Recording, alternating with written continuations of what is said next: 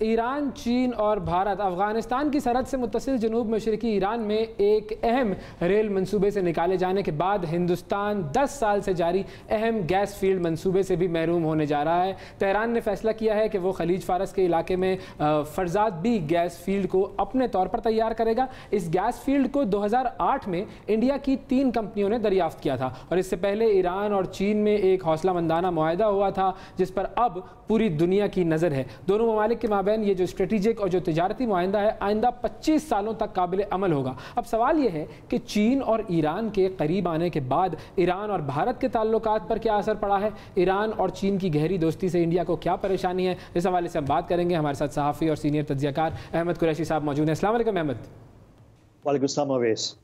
احمد صاحب یہ بتائیے کہ یہ ایک طرف تو چین اور ایران کے درمیان معاہدہ ہوا، پھر ادھر ایران نے بھارت کے ساتھ ریل کا جو منصوبہ تھا اس سے نکال باہر کیا، چین اور ایران قریب آ رہے ہیں، بھارت پر اثر کیا پڑے گا؟ اور یہ بھی بتائیں کہ کیا ہم خواہ خوش ہونے ہیں، مطلب ایز پرائی شادی میں عبداللہ دیوانہ، یا خوش ہونا چاہیے؟ اچھا، یہ جو آخر میں شفا آپ نے کہا یہ بہت اہم ہے۔ اس کی وجہ یہ کہ ابھی یہ جو ساری بات ہو رہی ہے اس میں بہت سارے ifs and buts ہیں، لیکن ہے ابھی بہت ساری چیزیں، جیسے وہ 25 سالہ جو اسٹریٹجک معاہدہ ہے وہ اناؤنس نہ ایران نے کیا ہے نہ چین نے کیا ہے، وہ اناؤنس نیو یارک ٹائمز کے اخبار نے کیا ہے جو کہ امریکی اخبار ہے۔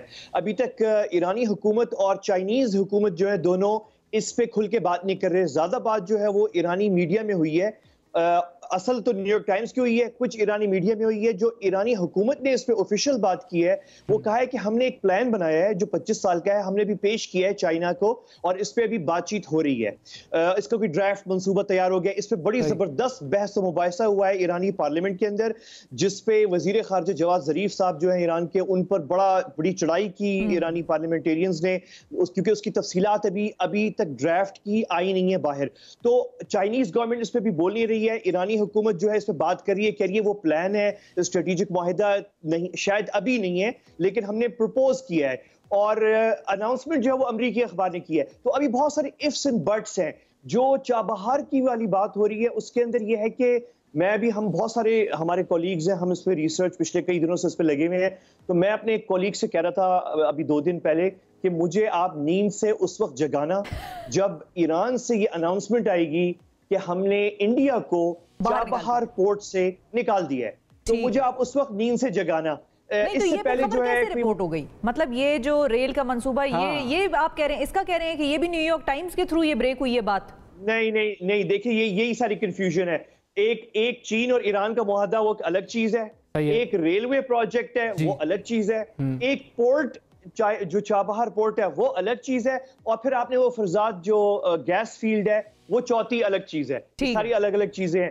تو میں یہ کہتا کہ جو سب سے بڑا منصوبہ ہے ایران اور انڈیا کے درمیان وہ چابہار پورٹ ہے، جو پورٹ ہے جو گوادر کے مد مقابل ہے، وہ اس میں انڈیا مکمل طور پہ موجود ہے، کہیں نہیں گیا وہ، اور وہ چیز ابھی تک ان کی۔ لیکن یہ بہت بڑی خبر ہے، بہت بڑی بات ہے کہ ریلوے منصوبہ جو ہے وہ رک گیا ہے، مطلب وہ رک تو نہیں گیا، وہ اب ایران خود آگے اس کو مکمل کر رہا ہے، اس میں انڈیا اب نہیں ہوگا۔ لیکن اناؤنسمنٹ ہوئی ہے آج سے 2 دن پہلے ایرانی حکومت کی آفیشیل کہ انڈیا کسی آگے چل کے واپس ری جوائن کر سکتا ہے۔ کون سا؟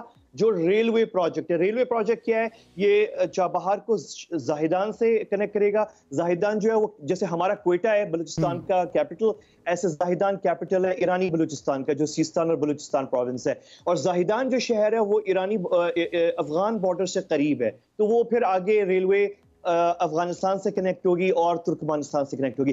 پوائنٹ یہ ہے کہ اس وقت بہت بڑی جو اہم بات ہے، جو ہماری انٹرسٹ کی بات ہے، بیسیکلی وہ ٹیکنیکل ایشوز ہیں ساری باتیں، وہ ہماری انٹرسٹ کی بات ہے۔ وہ انٹرسٹ، ہماری جو انٹرسٹ ہے وہ یہ ہے کہ بہت عرصے بعد بھارت اور ایران کے درمیان اختلافات ہو گئے ہیں، یہ بڑی خبر ہے، یہ بہت بڑی میجر، کیونکہ 20 سال سے بڑی اسٹریٹجک ریلیشن شپ رہی ہے بھارت کی اور ایران کی، بالخصوص افغانستان میں لمبی ہسٹری ہے، میں اس پہ پیچھے نہیں جا رہا۔ ناردرن الائنس کو انڈیا اور ایران سپورٹ کرتے تھے، طالبان کے خلاف وہ تھے، روس ان کے ساتھ، وہ لمبی ہسٹری ہے۔ لیکن اس کا ریزن تو یہ بتا رہے ہیں کہ عدم ادائیگیاں تھیں، مطلب کچھ ایسی پیمنٹس تھیں جو انڈیا نہیں کر رہا تھا جس کی وجہ سے ایران نے اس کو باہر نکالا۔ وہی آپ کی والی بات کہ ہمیں اس وقت جاگنے کی ضرورت ہے جب چابہار سے نکل جائے نا، that is the bigger project. یا میں غلط کہہ رہی ہوں؟ Exactly, 100%, क्योंकि चाबहार सिर्फ मेगा प्रोजेक्ट नहीं है। जो बात न्यूयॉर्क टाइम्स नहीं करता या कोई और मीडिया नहीं कर रहा, वो ये है कि चाबहार मेगा प्रोजेक्ट के होने के साथ साथ एक बहुत बड़ा आउटपोस्ट है इंडियन इंटेलिजेंस का।